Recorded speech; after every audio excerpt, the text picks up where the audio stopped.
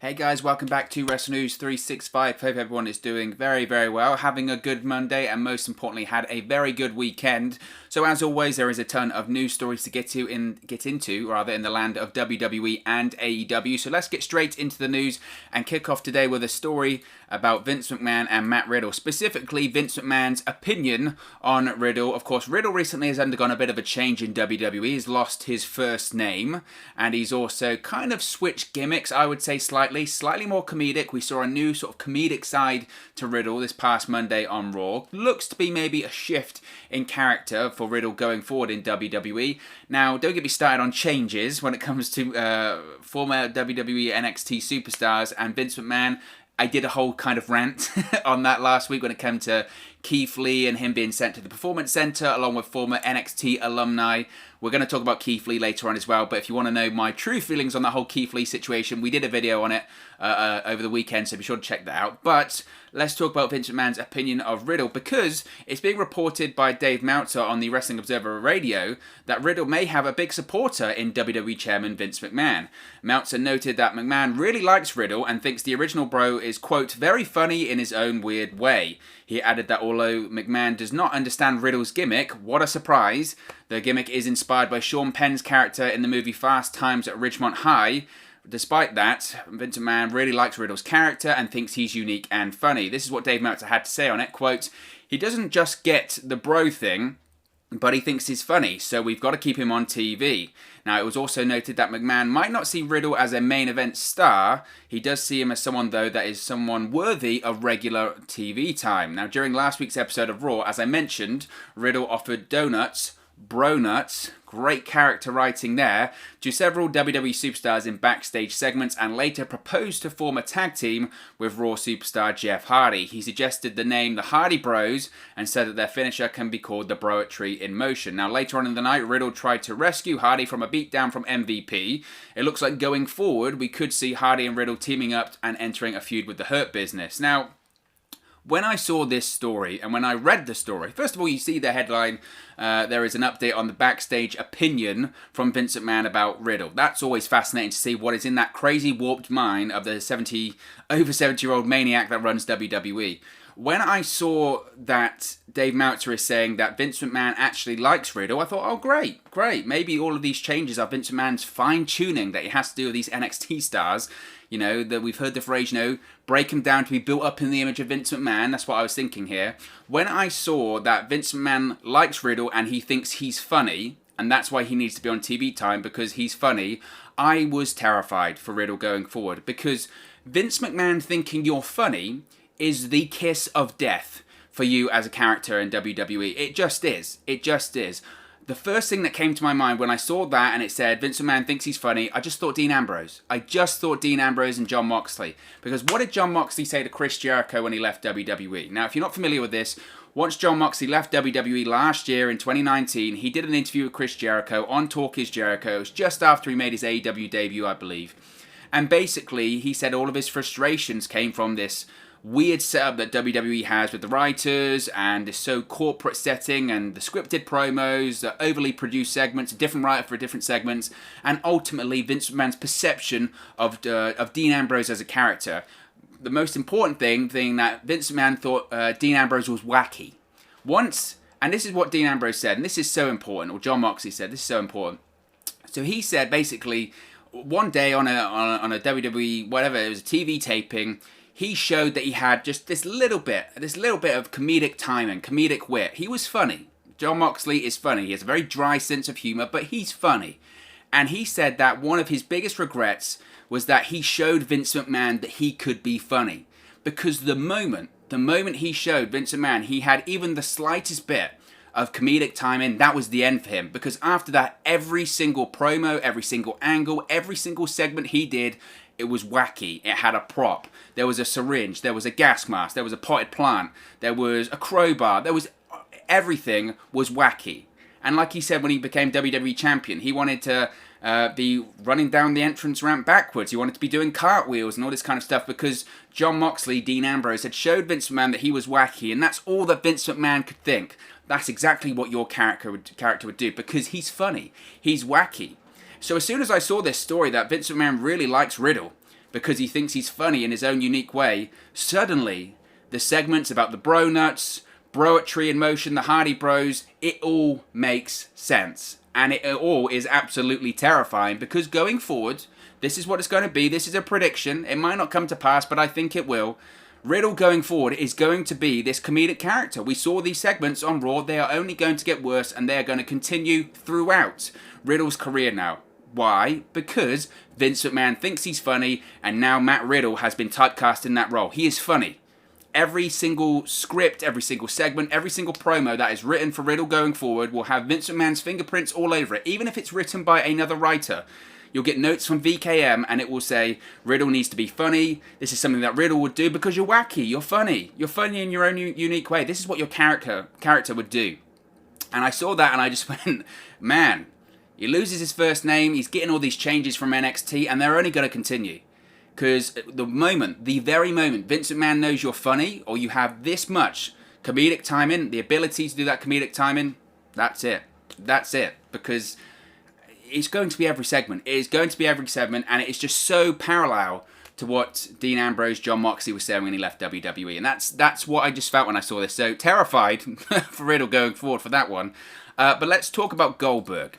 Because Goldberg being Goldberg, obviously he's entered the spotlight once again recently, specifically when he was talking about those comments about Roman Reigns, and then the stories come out that it looks like we're going to get Goldberg or Roman Reigns for WrestleMania. At least it's being discussed. We're going to get the rematch from WrestleMania 36. That never happened. And Goldberg is in the spotlight because of that. He's also in the spotlight because he's got a documentary coming on the WWE Network. It's WWE Untold, I think, and it's about the streak of Goldberg in WCW. So he did an interview with Bleacher Report, and he had several things to say that I wanted to comment on. First of all, he said he spoke about Asuka's unbeaten run in NXT. He said, quote, I thought it was something that wasn't going to be replicated for a while, unbeknownst to me that Asuka came out with her streak.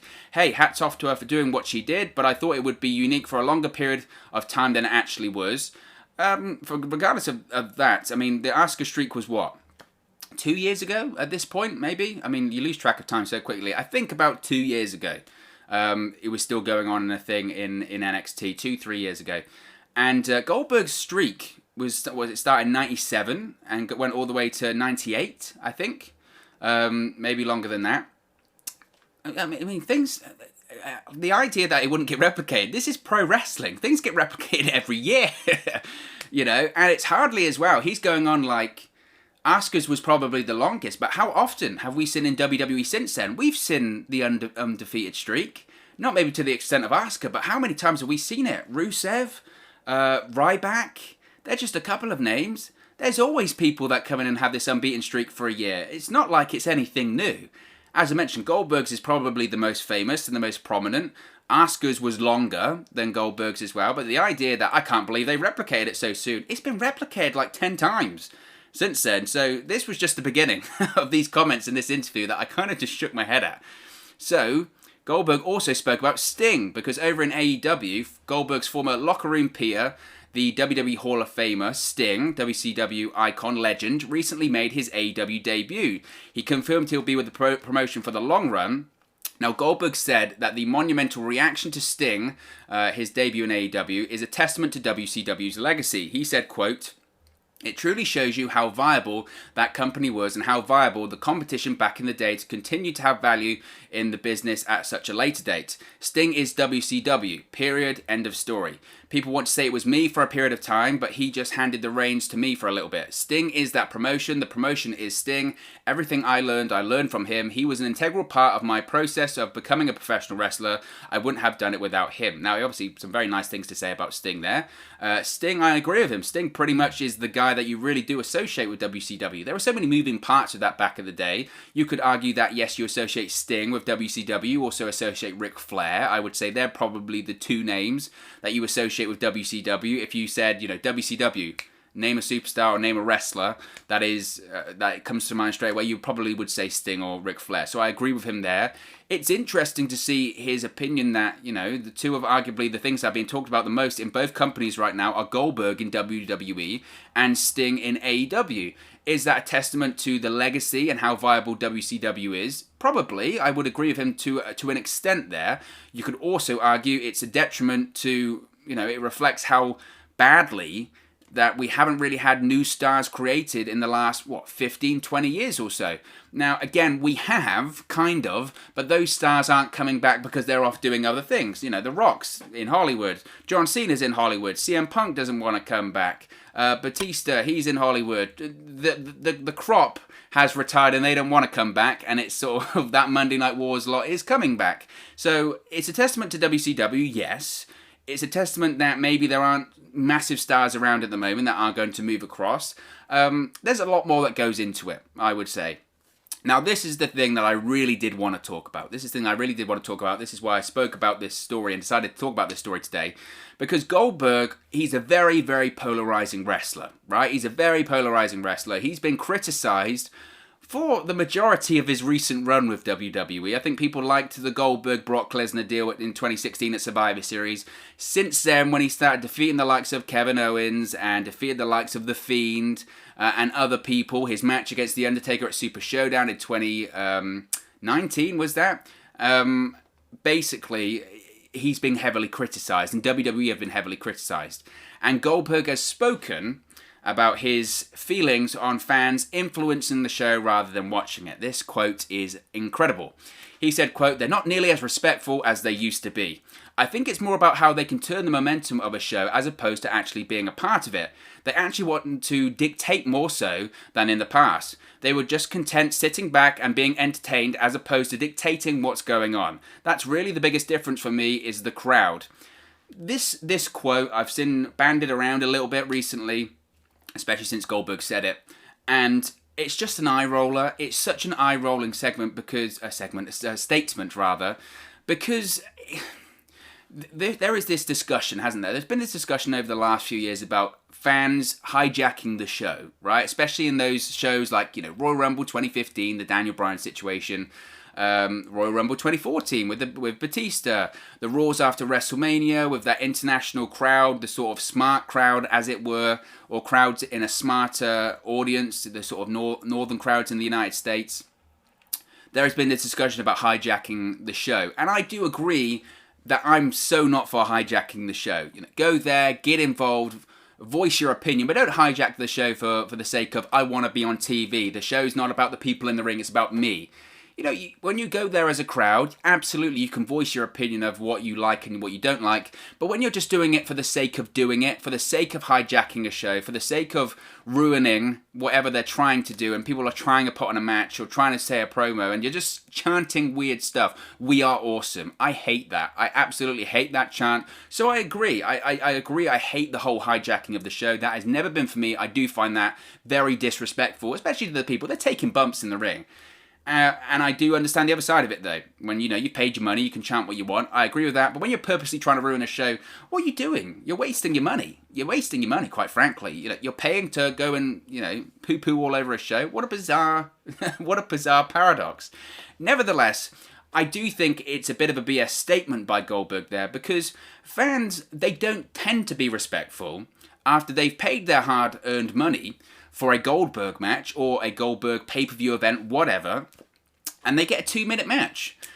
Fans are right to boo. Fans are right to boo. This isn't the UFC. This isn't MMA. Fights don't go 2 minutes, Pro wrestling matches, main events, you expect them to go 15, 20, 25 minutes, whatever. And imagine paying your hard-earned money to watch the show or on pay-per-view or on the network, or actually go pay to have a ticket and go to the event. And then you've got all of this build-up, and then it's a 2-minute match, and some young guy's been squashed by this guy in his 50s. Of course the crowd are gonna boo. I mean, the idea that is believable at this point, I know it's Goldberg, but the idea that that's believable is ludicrous. So of course the fans are gonna boo. So don't get offended when they boo, because it's just bad booking. It's bad booking. And, like The Fiend at Super Showdown, seeing one of the most promising acts in the last 5-10 years of WWE get squashed in 3 minutes by a 53-year-old man, of course the fans are going to boo. And of course the fans are going to go on social media, because it's bad booking. You can't criticize the crowd for that and go, you should be more respectful.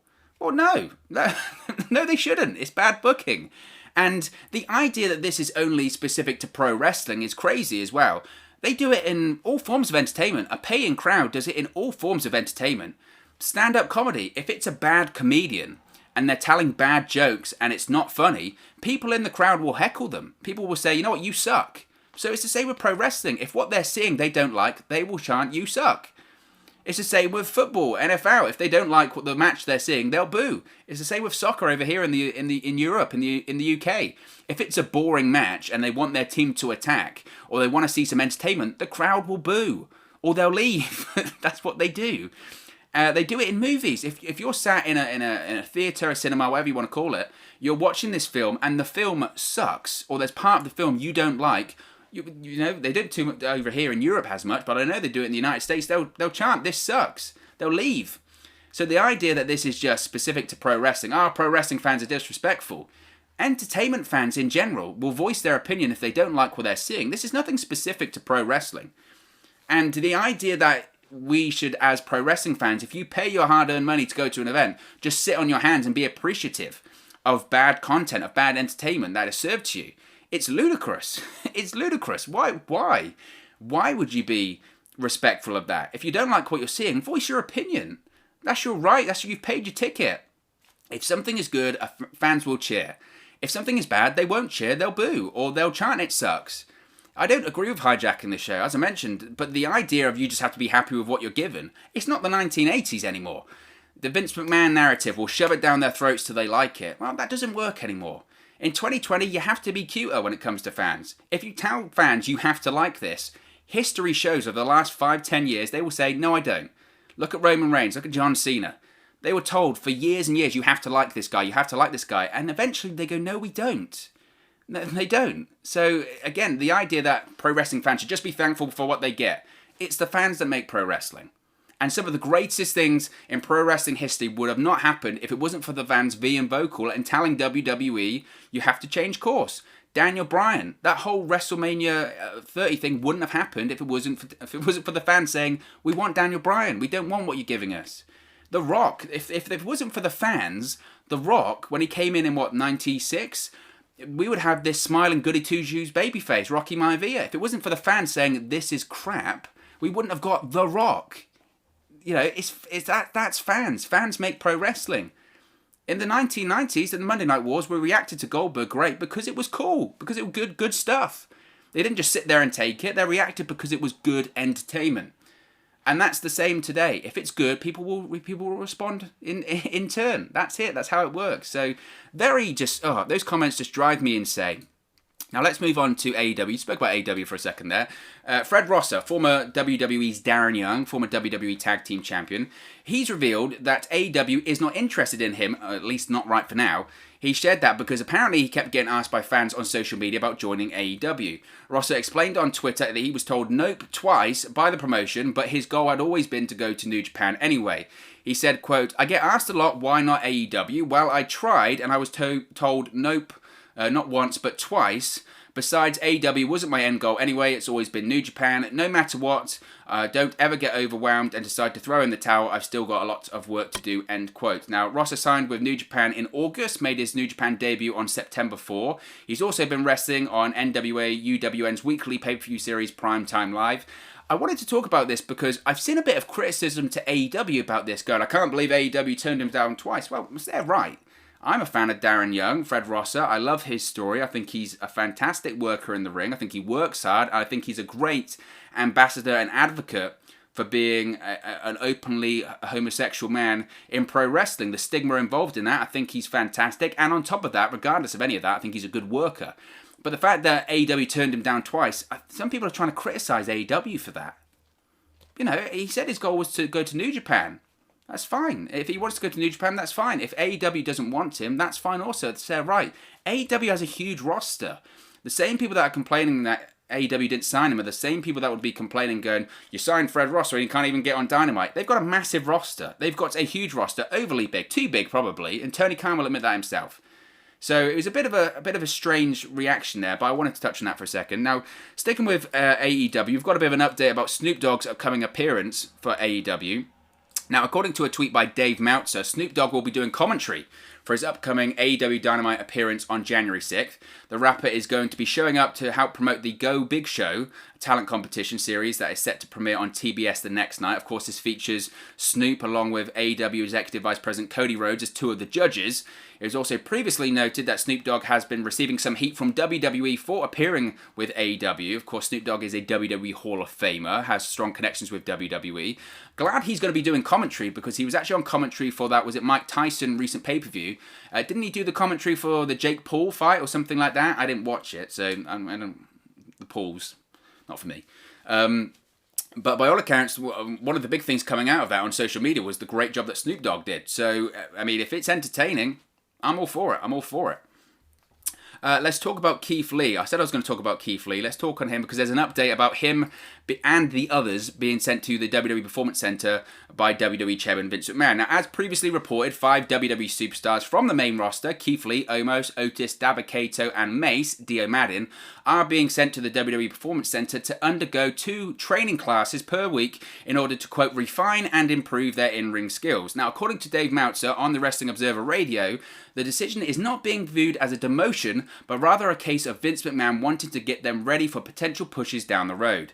Meltzer noted that McMahon just got mad because, quote, he thinks none of these guys know how to work and needed to polish up their skills inside the square circle. With regard to Keith Lee especially, Meltzer mentioned that Vince's mind, in Vince's mind rather, he's not ready even though the talent is undeniable. It is important to highlight that WWE prefers big men to be presented in a particular way inside the ring, which might be drastically different to how Keith Lee worked previously in places such as NXT and PWG and Evolve. This might be one of the reasons that Vince McMahon is not sold on Lee's work, added Meltzer. This is just, regardless of the updates we've received from this, from Meltzer, from PW Insider, whatever, the idea that Keith Lee needs to refine and improve his in-ring work is just bizarre, and it's just ridiculous. Again, I went on like a 15, 16-minute rant on this the other day, so I'm not going to chew my food twice, as it were, when it comes to this. The idea that, well, we're just getting him ready for a push down the line, do me a favour. It's just BS. The idea that Keith Lee needs to improve on his in-ring skill is BS. The idea that he needs to work in a specific way for Vince McMahon is BS. The whole relationship, the system between WWE's main roster and NXT doesn't work. Again, I've mentioned this before. There is a huge disconnect there between what Vince McMahon wants and what NXT offers. So it's just ridiculous. It's just ridiculous, really.